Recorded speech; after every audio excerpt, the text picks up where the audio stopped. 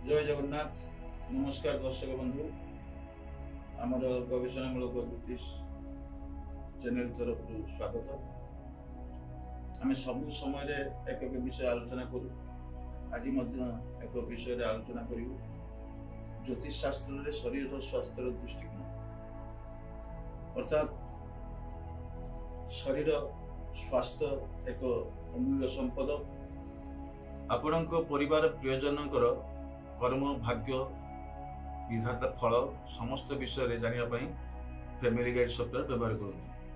यह उड़िया सह समस्त भाषा उपलब्ध, से समस्त ध्यान देवा उचित।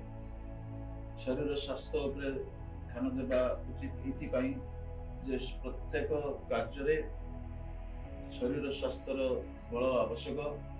शरीर स्वास्थ्य असुस्थ हेले कौन कार्य मनुष्य कर शरीर स्वास्थ्य विषय ज्योतिष शास्त्र कौन कौन हुए से विषय आम आलोचना करवा। शरीर रोग मंदिर, शरीर थिले रोग हम, सब समय रोग हुए ना।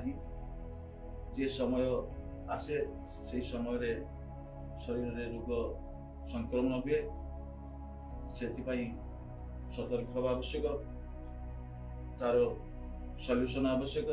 से विषय आम आलोचना करवा।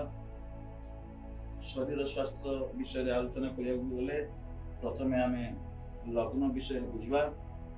अर्थात आमर लग्न होची निजर शरीर स्वास्थ्यर अधिपति। जदि लग्नाधिपति बलवान हुए ताहले शरीर स्वास्थ्य ठीक रहे। जदि से लग्न अधिपति षष्ठ अष्टम किंबा द्वादश सहित कौन संपर्क रहे ताले शरीर स्वास्थ्य दुर्बल हुए, शरीर स्वास्थ्य उपरे प्रभाव पकाए एवं प्रत्येक समय किछि ना किछि से व्यक्तिर रोग सृष्टि हुए, रोग संक्रमण हुए। एवं लग्नाधिपति संपूर्ण बलवान हेले से रोग को उपशम करिपारे एवं रोग को प्रतिरोध करिपारिबार शक्ति थाए। सेति आम से विषय आलोचना करवा। लग्नाधिपति षष्ठाधिपति यदि युक्त हुए ताहले रोग संक्रमण किछि ना किछि मनुष्य थाए। जदि लग्न षष्ठपतिर दशांत दशा चले ताले से समय रोग हबार संभावना अधिक थाए। लग्न सहित अष्टम अधिपतिर दशांत दशा चलिले से समय शरीर को रोग प्रवेश करे।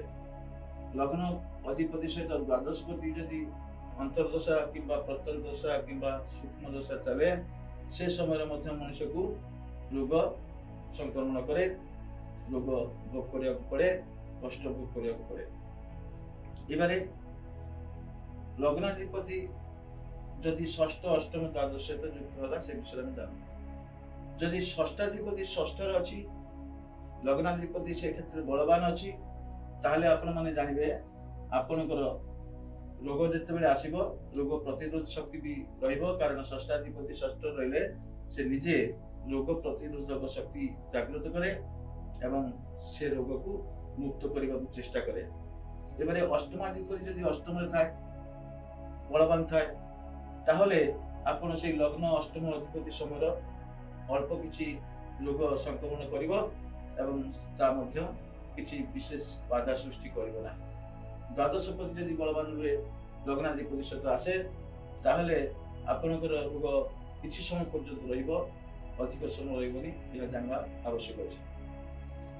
सब समय मन रखिबे अशुभ तथा अंतर्दशा हैला षष्ठ अष्टम द्वादश। षष्ठ अष्टम द्वादश यदि स्वक्षेत्र रहिले बलवान रहिले लग्न अधिपतिर जदि सहित संपर्क रे अंतर्दशा प्रत्यंतदशा आसे ता मध्य मन रखिबे किछि ना किछि आपन रोग संक्रमण करिवो, शरीर स्वास्थ्य उपर प्रभाव पकेबो एवं आपन किछि कष्ट अनुभव करिवो। से विषय सतर्क रहबा दरकार एवं ता सहित स्वास्थ्यर चिकित्सार आवश्यकता अछि एवं ज्योतिष शास्त्र रे लग्नर अधिपतिर प्रतिकार आवश्यकता अछि। जदि रोग सृष्टि हैला से क्षेत्र मन रखिबे लग्नाधिपति जी अच्छी ग्रह आपणकर लग्न चक्र रे ସେଇ ଲଗ୍ନାଧିପତିର ପ୍ରତିକାର କରନ୍ତୁ ଏବଂ ଈଶ୍ୱରଙ୍କୁ ଉପାସନା କରନ୍ତୁ, ରୁଦ୍ରାଭିଷେକ କରନ୍ତୁ। ଆଉ ସେଇ ଗ୍ରହ ଦୋଷ ନିମିତ୍ତ ଯେ ଜ୍ୟୋତିଷ ଶାସ୍ତ୍ରରେ ରହିଛି ସେ ବିଷୟରେ ଧ୍ୟାନ ଦିଅନ୍ତୁ। ସେଇ ଗ୍ରହ ଦୋଷ ସ୍ନାନ ମଧ୍ୟ କରନ୍ତୁ। ସ୍ନାନ କରିବା ପାଇଁ ଏକ କଳସୀରେ ଦ୍ରୁତ କୁଙ୍କୁମ ଚନ୍ଦନ ମିଶ୍ରିତ ଜଳ ସହସ୍ରାକ୍ଷ ମନ୍ତ୍ରରେ ସ୍ନାନ କରନ୍ତୁ।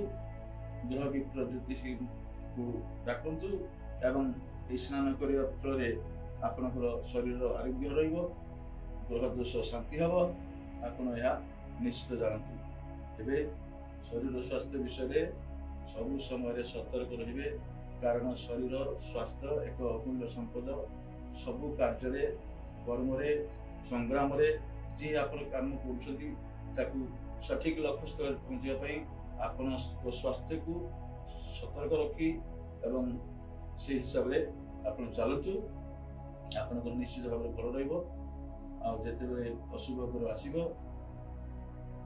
ଚିନ୍ତା କରିବାର କାରଣ ନାହିଁ। କିଛି ସମୟ ପାଇଁ ଆସେ, କିଛି ସମୟ ପାଇଁ ରୋଗ ସୃଷ୍ଟି କରେ, ତାହେଲେ ସେଇ ସମୟ ସେଇ ପ୍ରତିକାର ବ୍ୟବସ୍ଥା କରନ୍ତୁ। ନିଶ୍ଚିତ ଭାବରେ ଆପଣଙ୍କର ରୋଗ ଉପଶମ ହେବ, ଆପଣ ସୁସ୍ଥ ରହିବେ।